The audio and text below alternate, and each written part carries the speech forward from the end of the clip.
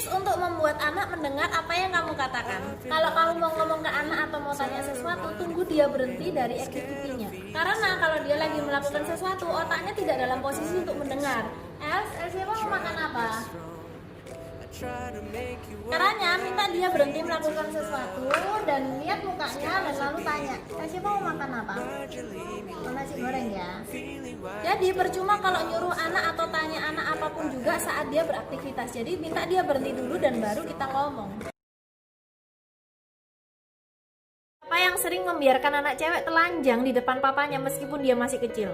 Penting loh untuk mengajarkan anak cewek untuk menghargai dirinya dan melindungi dirinya dari lawan jenis. Bagaimana kita bisa mengajarkan dia untuk melindungi tubuhnya dari lawan jenis, sedangkan kenyataannya papanya yang lawan jenis masih diizinkan untuk melihat dia telanjang. Lalu sedini mungkin jangan pernah mengganti baju anak di tempat umum. Kalau mau ganti baju, bawa dia ke kamar ganti atau ke toilet. Apalagi kalau misalnya ada kumpul keluarga dan anak minta ganti, kita merasa repot bawa dia ke toilet dan kita ganti di tempat umum. Kalian tahu nggak, menurut riset, cara-cara seperti ini yang biasanya sangat disepelekan itu akan berpengaruh sama kehidupan seksnya dia saat dia dewasa. Jadi justru sedini mungkin, mumpung dia masih kecil, ajarkan perilaku yang benar, cara dia menghargai tubuhnya.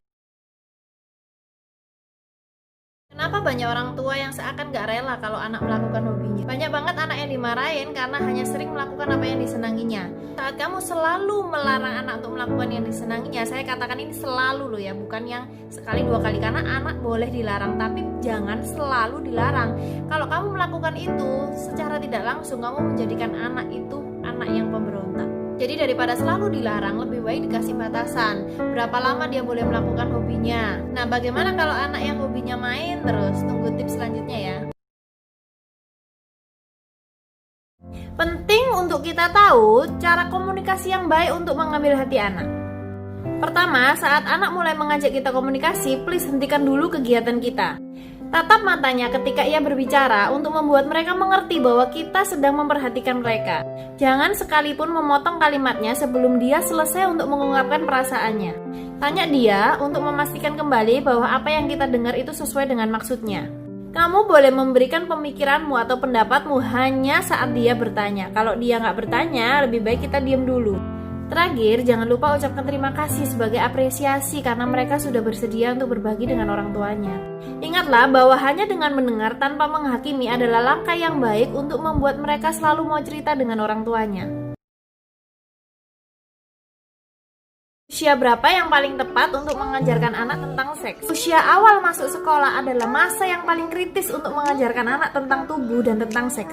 Karena saat anak mulai masuk sekolah, mereka akan intens bertemu dengan teman-temannya, bahkan teman lawan jenisnya. Disinilah kita memberi batasan ke anak apa yang boleh dan tidak boleh dilakukan dengan lawan jenisnya. Contohnya, bagian tubuh mana yang nggak boleh dipegang. Khususnya untuk anak cewek, jangan mengizinkan dia dicium temannya yang lawan jenis meskipun masih usia dini. Jangan sampai anak mendapat info tentang seks yang salah dari temannya. Karena biasanya info pertama yang mereka terima tentang seks itu yang akan dijadikan mereka sebuah kebenaran. Jadi daripada anak-anak diajarin temennya yang kita nggak tahu bagaimana keluarganya, bagaimana pengetahuan seks yang dia terima, lebih baik kita sendiri yang memulai untuk mengajarkan bagaimana cara terbaik untuk melindungi anak dari pelecehan seksual. Pertama, ceritakan ke anak apa itu pelecehan seksual yang sering terjadi. Ceritakan dengan bahasa yang mereka mengerti bahwa ada perilaku orang dewasa atau anak-anak yang tidak pantas untuk dilakukan. Ajarkan anak bagian tubuh mana yang nggak boleh disentuh orang lain. Pastikan ke anak-anak kalau kamu nggak akan memarahinya kalau dia bercerita tentang apa yang dilakukan orang lain ke dirinya. Jangan pernah biarkan sekalipun anak pergi atau bermain dengan orang-orang yang dia tidak kenal. Di zaman sekarang itu penting banget pengawasan yang ketat dan jangan menilai orang baik hanya dari penampilannya saja. Yang penting sering-seringlah ngobrol dengan anak. Buat mereka merasa dekat dengan orang tuanya yang membuat mereka akhirnya nggak takut untuk menceritakan apa yang terjadi ke mereka.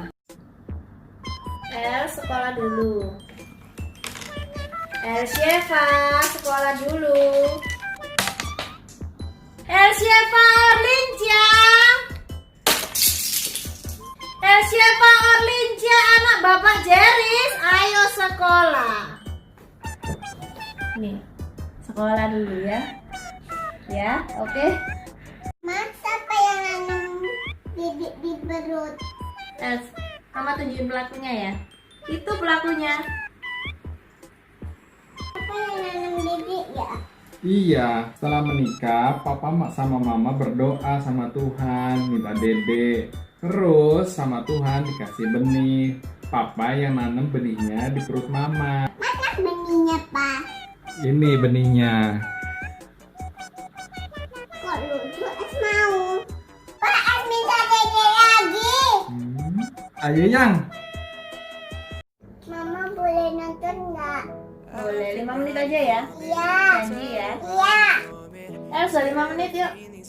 Makasih, Mama. Sama-sama. Anak itu nggak akan nurut kayak gini tanpa ini. Elsa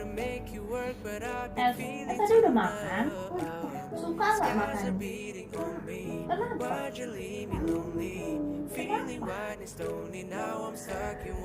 Els, mama pinjam selimutnya boleh? Boleh. Pinjam dulu ya, sebentar aja. Iya. Kalau mau anak nurut itu nggak bisa instan, tapi ada proses yang layak banget untuk diperjuangkan. Apa yang udah kamu lakukan ke anak?